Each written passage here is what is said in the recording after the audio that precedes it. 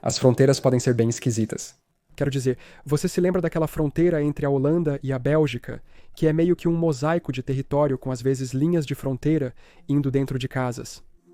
Point Roberts, nos Estados Unidos da América, é outro esclave notável do estado de Washington, localizado na ponta sul da península Tsawwassen, no Canadá. Semelhante ao Elm Point, em Minnesota, um pequeno esclave desabitado de Cape dos Estados Unidos, cercado por um lago e acessível apenas por terra via Canadá. E isso acontece em todo o mundo, tanto entre um país e outro, mas também dentro de um país entre suas regiões. Neste vídeo, aprenderemos sobre alguns estados dos Estados Unidos da América.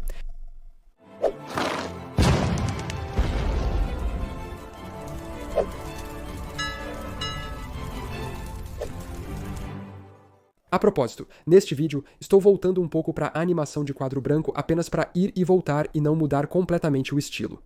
Vamos começar com o que está na miniatura, o Kentucky Band.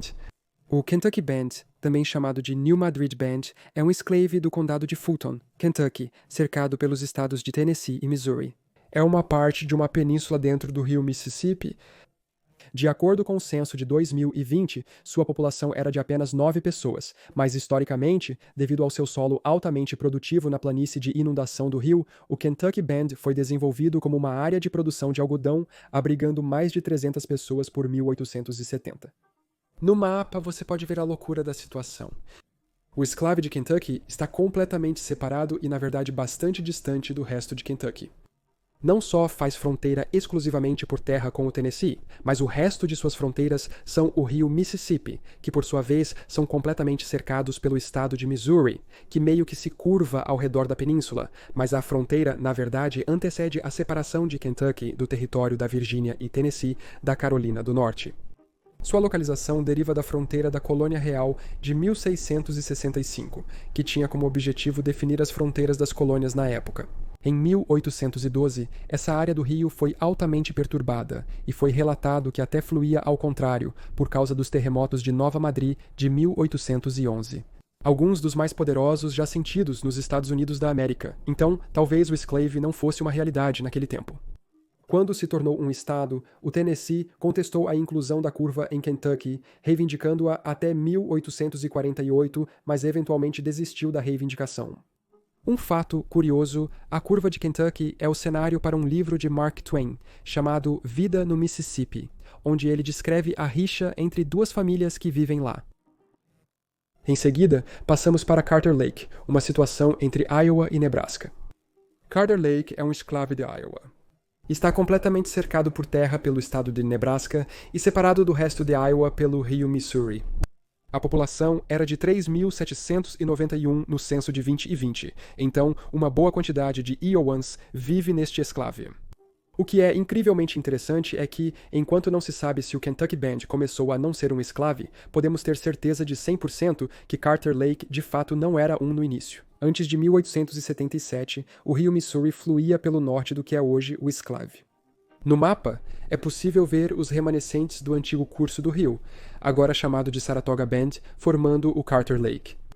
O que aconteceu foi que, em março de 1877, uma grande inundação redirecionou o curso do rio 2 quilômetros para o sudeste. Apesar do inconveniente de transformar a área em um esclave, a formação do lago, na verdade, transformou a terra ao redor em uma próspera área recreativa ao redor do próprio lago. Nebraska contestou a propriedade de Iowa e o caso foi parar na Suprema Corte dos Estados Unidos da América em 1892, com a decisão sendo a favor de Iowa. Outro exemplo louco que eu não sabia é a Ilha Ellis, que é meio que compartilhada entre Nova York e Nova Jersey. Outro exemplo louco que eu não sabia é a Ilha Ellis. Localizada no porto de Nova York, no rio Hudson, e sendo um lugar historicamente relevante para a chegada de milhares e milhares de imigrantes nos Estados Unidos, a Ilha Ellis tem uma situação de fronteira estranha. Antes de tudo, é uma ilha de propriedade federal, significando que pertence ao governo federal dos Estados Unidos da América, não aos estados. Mas ainda assim, as fronteiras no mapa são estranhas. A parte original da Ilha Ellis é parte de Nova York, mas o aterro artificial circundante pertence a Nova Jersey, e isso criou uma divisão de jurisdição única na mesma ilha. Podemos ver isso neste mapa de 1998. Em verde está a área da ilha natural original que faz parte de Nova York, enquanto o resto da ilha, feito pelo homem, faz parte de Nova Jersey. A ilha é, como podemos ver, preenchida pelos mesmos prédios interconectados. Então, o que acaba acontecendo é que, enquanto você está caminhando no prédio, na verdade se move de um estado para o outro, criando uma situação bastante estranha onde a área verde é um esclave de Nova York. A ilha natural originalmente pertencia a Nova York, mas conforme foi sendo expandida artificialmente, Nova Jersey começou a reivindicar jurisdição sobre ela, já que as expansões ultrapassavam a área de Nova York. O caso também foi ao Supremo Tribunal em 1998, e essa estranha conclusão foi alcançada. Uma situação similar ocorre com a Ilha da Liberdade, parte de Nova York, mas totalmente rodeada pelas águas de Nova Jersey. Isso ocorre porque Nova York reivindicou a ilha muito antes das águas estaduais serem demarcadas, e ambos os estados concordaram com a solução em 1834. Outro caso realmente interessante pode ser encontrado na Península Perdida de Michigan, e eles compartilham essa fronteira com Ohio, que é um exclave muito pequeno de Michigan, o topo de uma península que está em sua parte sul, principalmente parte de Ohio. Cerca de 140 pessoas vivem lá hoje, mas por que eles são cidadãos de Michigan em vez de Ohio? Por que a fronteira não foi simplesmente traçada ao redor, permitindo que Ohio mantivesse toda a península?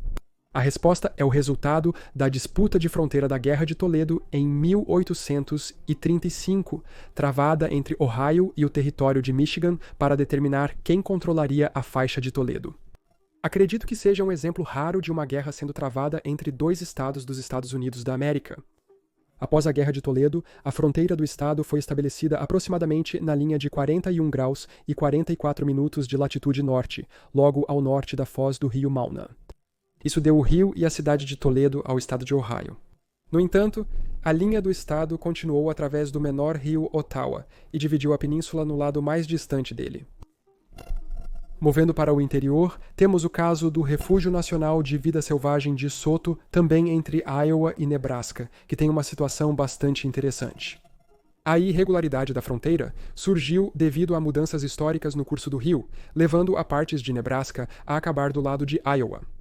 O refúgio abrange 2 estados e é habitat para aves migratórias e outros animais selvagens. O curioso é que a mudança no curso do rio foi feita pelo homem, não sendo natural. Em 1960, um corpo de engenheiros do exército moveu o principal canal do rio na área para o oeste. O antigo canal do rio tornou-se o Lago Soto, um lago em forma de ferradura com 7 milhas de comprimento. Como resultado, parte da porção de Nebraska do refúgio fica no lado leste do rio Missouri.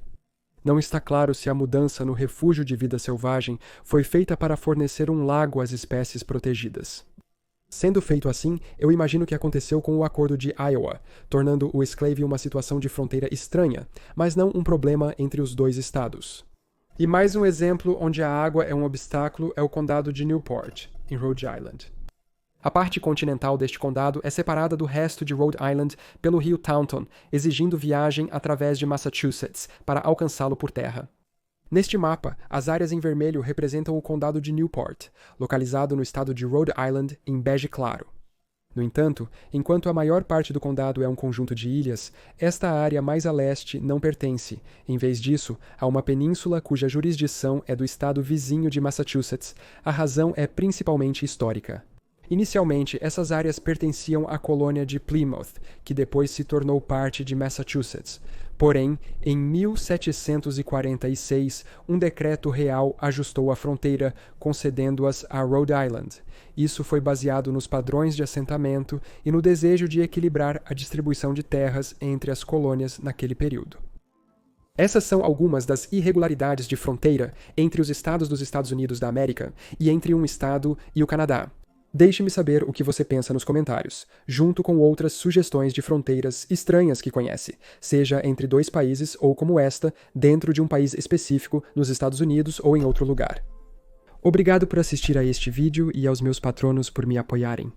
Para acessar conteúdo exclusivo, basta se juntar lá. Obrigado por assistir e nos vemos na próxima vez para mais conhecimento geral.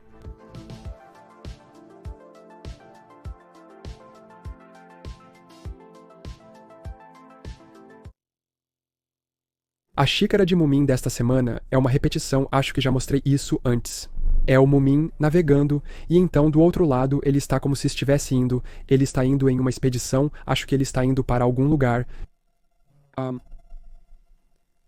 Eu sinto que quando criança, Eu sinto que, quando eu era criança, muitos desenhos tinham essa coisa do bastão com um pequeno saco pendurado nele. Era como se fosse uma grande realidade no mundo e você nunca realmente vê isso, sabe? É como areia movediça. Aprendemos muito sobre areia movediça e então isso simplesmente não faz parte do nosso dia a dia, mas é bom ver que faz parte da vida diária do Mumin.